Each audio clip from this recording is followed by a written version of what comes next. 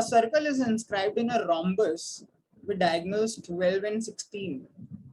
The ratio of area of circle to the area of rhombus. Area of rhombus कितना होता है? Half d1 d2. ये area of rhombus का formula होता है, हाफ d1 d2 मतलब उसकी डायगोनल्स. एरिया ऑफ सर्कल कितना होता है? पाई आर स्क्वायर. बेसिकली ये मुझे कह रहा है कि एक रॉम्बस है,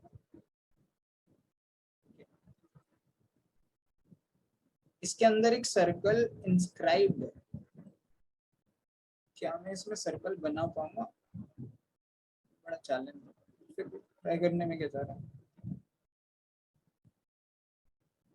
चलो कुछ कुछ सर्कल जैसा सा लग रहा है. Let's try. ये ए बी सी डी, एक डायगोनल ये है, एक डायगोनल ये, एक डायगोनल 12 है, एक डायगोनल 16 है. तो आधी आधी अगर करूंगा, बेसिकली ये 12 है तो ये 6 होगी और ये 6 होगी, कि डायगोनल्स जो है वो बाइसेक्ट करते हैं. ये 8 होगी और ये 8 होगी. एक चीज और आपको पता चल होनी चाहिए कि रोम्बस में डायगोनल्स हमेशा राइट एंगल पर बाइसेक्ट करते हैं.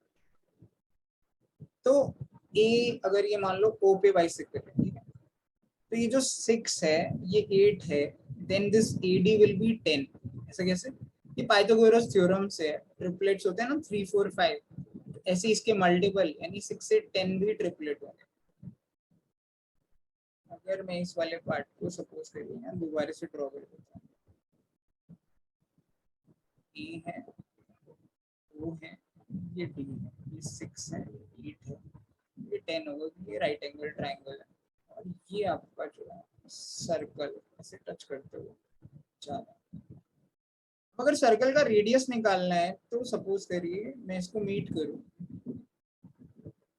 परपेंडिकुलर बनाऊं, यहाँ से O से परपेंडिकुलर x ड्रॉ करूं, तो ये मेरा रेडियस होगा OX.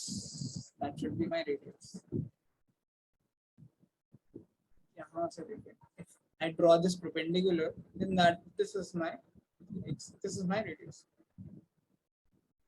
अब AOD में अगर मैं इसका एरिया निकालने लगूं, इसका एरिया दो तरीके से पॉसिबल है. Half of base into altitude, like half of 6 into 8.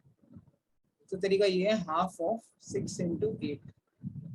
एक तरीका ये है कि अगर मैं AD को बेस लूं तो मेरा जो OX है वो परपेंडिकुलर होगा, यानी हाफ ऑफ AD, AD का मतलब है 10 into परपेंडिकुलर होगा OX. OX ही मेरा R है.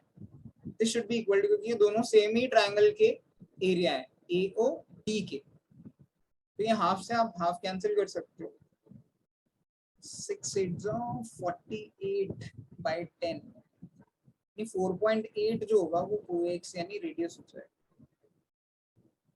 इससे आप डायरेक्टली रेडियस निकाल सकते हो.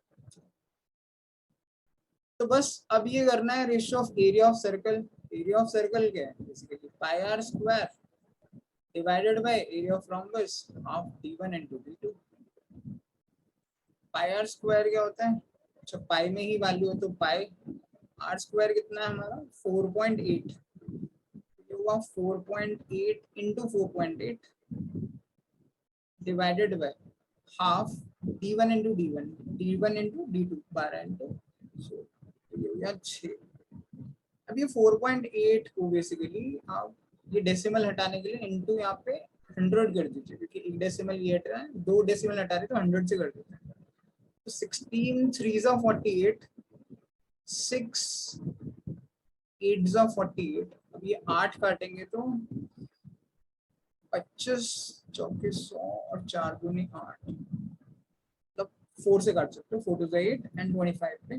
तो ये 2 है, ये 3 है, 3 to the 6 तो ये 6 पाई हुआ डिवाइडेड बाय नीचे सिर्फ 25 बचा, तो 6 pi by 25. That should be the ratio, which is option number C. इसमें बेसिकली आपको डायग्राम ड्रॉ करना आना चाहिए. हालांकि ये मेरा वाला डायग्राम तो बहुत ही भयानक लग रहा है, बट आप इसे थोड़ा नीटली ड्रॉ कर सकते हो. अगर पेन पेपर होता तो शायद मैं भी बेटर ड्रॉ कर पाता. उसको अगर आप ड्रॉ करोगे तो आपको रोम्बस की कुछ बेसिक प्रॉपर्टीज पता होनी चाहिए कि इसके डायगोनल्स बाइसेक्ट करते हैं, 90 डिग्री पे इंटरसेक्ट करते हैं, उससे आप 6, 8, 10 निकाल सकते थे ट्रिपलेट्स लगा के पाइथागोरस थ्योरम से।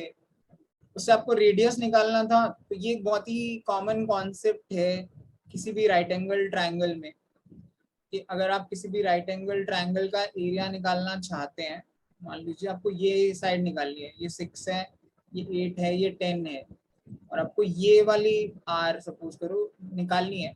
उसका बेसिक एक और तरीका भी है वैसे, जिसमें हम रेशियोज लेके निकाल सकते हैं, बेसिकली सिमिलर ट्राइंगल्स का कॉन्सेप्ट। लेकिन ये भी बहुत इजी है कि अगर आप ये 10 बेस ले रहे हैं तो ये आर आपके लिए हाइट है, तो half of 10 into r that should be equal to half of 6 into 8। ये राइट एंगल ट्राइंगल में ये कॉन्सेप्ट लगता है।